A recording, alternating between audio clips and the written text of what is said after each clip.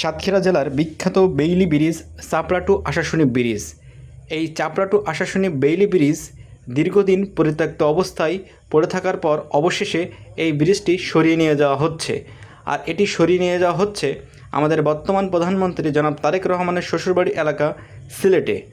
বিস্তারিত দেখুন ভিডিওতে। 1996 সালে রোডস অ্যান্ড হাইওয়ের উদ্যোগে এবং নির্মাণের কাজে সাহায্য করেছিল বাংলাদেশ নৌবাহিনী।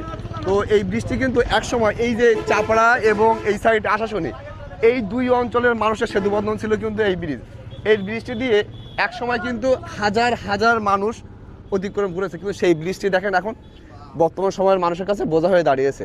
তো সাতক্ষীরার এই স্মৃতি, সাতক্ষীরার এই যে ঐতিহ্য, এটা কিন্তু ধ্বংস হয়ে যাচ্ছে। আজকে এটি চলে যাচ্ছে কোথায় জানেন? সিলেটে।